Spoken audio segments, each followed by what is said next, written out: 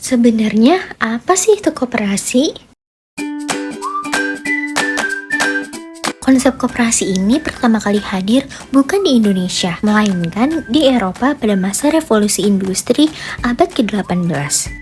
Salah satu pelopor awal dari koperasi merupakan Robert Owen dari Inggris, yang bisa kita juluki sebagai bapak koperasi dunia berkat usahanya mendirikan komunitas berbasis kerjasama di New Lanark, Skotlandia.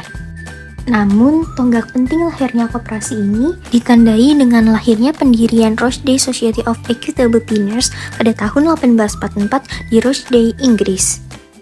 Pada saat itu, kelompok buruh tenun ini mendirikan toko koperasi untuk menjual kebutuhan pokok dengan harga wajar dan juga kualitas terjamin.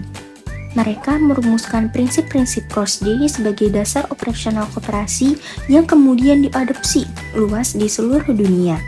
Prinsip Rochdale ini antara lain keanggotaan terbuka, pengelolaan demokratis, transaksi tunai, pembagian keuntungan sesuai kontribusi, dan juga pembatasan bunga atas modal dan menjadi gerakan koperasi dunia. Gagasan ini mulai menyebar ke berbagai negara seperti di Jerman yang mengembangkan koperasi kredit pada pertengahan abad ke-19 untuk membantu petani memperoleh akses pendanaan. Sedangkan di Perancis, gagasan koperasi ini berkembang pesat dan mendorong pembentukan organisasi koperasi internasional. Sejarah koperasi di Indonesia masuk dipelopori oleh Raden Arya Wiriatmaja di Purwokerto pada akhir abad ke-19. Pada masa kependudukan Jepang pada tahun 1942 hingga 1945, koperasi justru dimanfaatkan sebagai alat pengumpulan hasil bumi atau yang bisa disebut dengan kumiai untuk mendukung ekonomi perang Jepang. Akibatnya, koperasi kehilangan rohnya sebagai gerakan rakyat dan kepercayaan masyarakat menurun. Proklamasi. Setelah Indonesia merdeka, semangat berkoperasi bangkit kembali. Kongres Koperasi pertama di Tasikmalaya pada tanggal 12 Juli 1947 melahirkan organisasi Sentral Organisasi Koperasi Rakyat Indonesia atau SOKRI serta menetapkan bahwa 12 Juli sebagai Hari Koperasi Nasional. Di era Orde Lama, pada tahun 1945 hingga 1965, pemerintah berupaya memperkuat koperasi sebagai wadah ekonomi rakyat. Namun, pergolakan politik dan juga percobaan sistem ekonomi liberal pada 1950-an membuat koperasi sempat terombang-ambing karena dianggap kurang sesuai dengan prinsip liberalisme. Di era Orde Baru, tahun 1966 hingga 1998, koperasi mendapat dukungan besar dan dibentuklah banyak koperasi unit desa atau KUD di tiap kecamatan atau desa untuk menyalurkan kredit, sarana produksi pertanian, dan pemasaran hasil bumi. Pada era pasca reformasi pada tahun 1998 hingga sekarang, koperasi memasuki babak baru dengan regulasi yang lebih terbuka. Pemerintah terus mendorong reformasi koperasi agar lebih mandiri dan berdaya saing. Hingga kini, ribuan koperasi tersebar di seluruh Indonesia dengan berbagai bidang usaha, dari koperasi pertanian di desa terpencil, koperasi simpan pinjam di perkotaan, hingga koperasi pekerja dan koperasi jasa modern.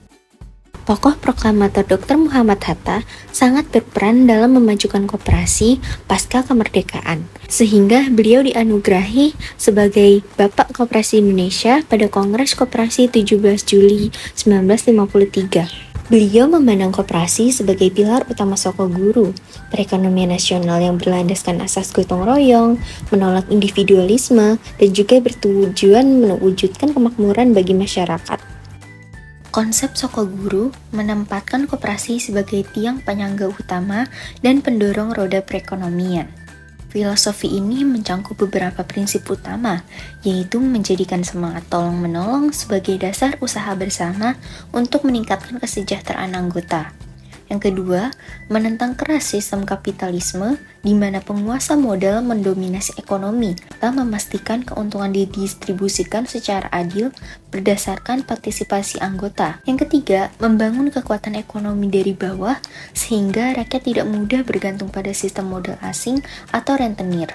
Yang terakhir, menerapkan demokrasi ekonomi di mana anggota memiliki hak suara yang setara, bukan berdasarkan jumlah modal yang disetor. Regulasi Koperasi Simpan Pinjam. Regulasi utama untuk Koperasi Simpan Pinjam atau KSP didasarkan pada UU Nomor 25 Tahun 1992 dan Peraturan Pemerintah Nomor 9 Tahun 1995. Di mana di Undang-Undang Nomor 25 Tahun 1992 tentang Perkoperasian sebagai payung hukum utama koperasi Indonesia. Poin krusial untuk KSP ini meliputi yang pertama, mengizinkan KSP untuk menghimpun dana dan menyalurkannya kegiatan pinjaman dari dan untuk anggota, calon anggota, maupun koperasi lain. Yang kedua, koperasi wajib dijalankan berdasarkan asas kekeluargaan dan prinsip kemandirian. Yang terakhir, koperasi sah di mata hukum setelah akta pendiriannya disahkan oleh pemerintah. Sedangkan di Peraturan Pemerintah Nomor 9 Tahun 1995 tentang pelaksanaan kegiatan usaha simpan pinjam oleh koperasi, PP ini mengatur secara spesifik tata cara penyelenggaraan usaha simpan pinjam sebagai berikut. 1. KSP hanya dapat melakukan kegiatan usaha simpan pinjam dan tidak boleh merangkap dengan usaha lainnya. Yang kedua, operasional KSP dibatasi oleh wilayah keanggotaan dan jaringan pelayanannya. Yang terakhir, koperasi wajib menjaga kesehatan keuangan, menjaga likuiditas, dan wajib melakukan pelaporan secara berkala kepada otoritas terkait. Program Koperasi Desa atau Kelurahan Merah Putih merupakan kebijakan ekonomi kerakyatan berskala nasional yang dilandasi oleh Instruksi Presiden Nomor 17 Tahun 2025 dengan tujuan utama menghadirkan koperasi di setiap desa dan kelurahan sebagai instrumen penguatan ekonomi rakyat sekaligus penguat rantai pasok nasional.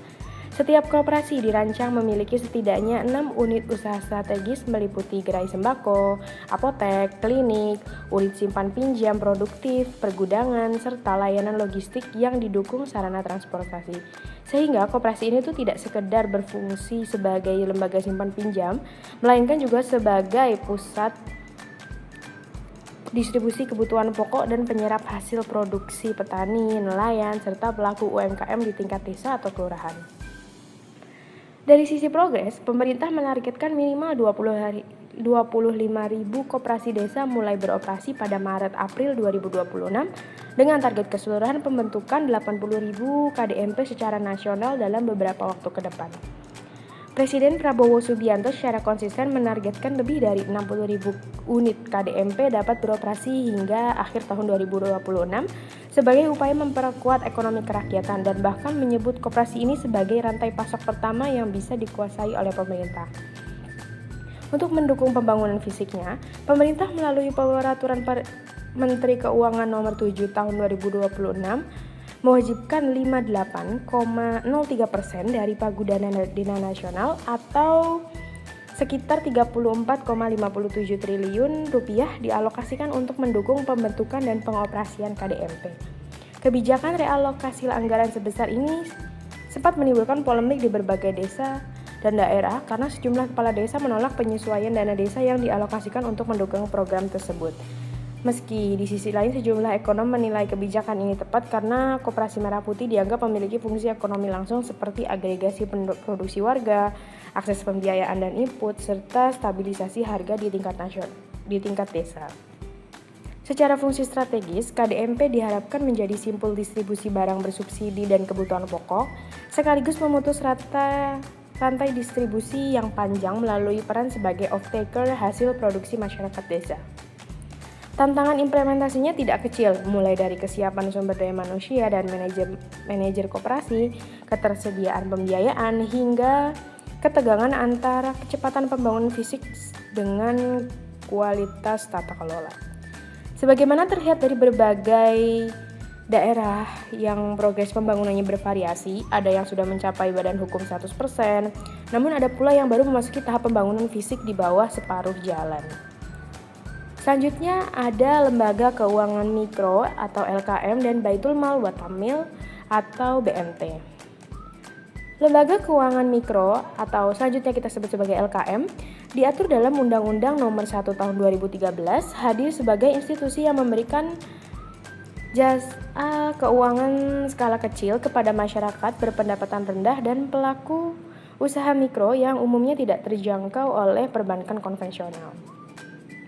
LKM berbeda dengan koperasi simpan pinjam atau KSP dalam hal dasar hukum dan ruang lingkup layanan. Sementara Baitul Mal wa Tamwil atau BMT merupakan varian LKM yang beroperasi berdasarkan prinsip syariah yang mengombinasikan fungsi Baitul Mal atau pengelolaan dana sosial seperti zakat dan infak dengan Baitul Tamwil atau pembiayaan komersial berbasis akad syariah seperti murabahah atau musyarakah.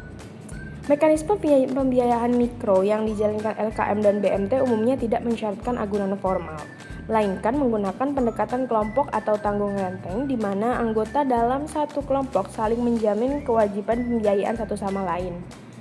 Pendekatan ini terbukti efektif menjangkau pelaku usaha mikro dan rumah tangga miskin yang secara historis kesulitan mengakses pembiayaan formal karena tidak memiliki aset yang bisa dijadikan jaminan. Berbagai studi kasus menunjukkan dampak positif pembiayaan mikro semacam ini terhadap keberlangsungan UMKM mulai dari peningkatan modal kerja, perluasan skala usaha, hingga perbaikan kondisi ekonomi rumah tangga penerima manfaat secara bertahap. Dalam konteks perkembangan ekosistem keuangan desa saat ini, unit simpan pinjam produktif yang menjadi salah satu pilar KDMP berpotensi dilihat sebagai perluasan fungsi LKM di tingkat desa.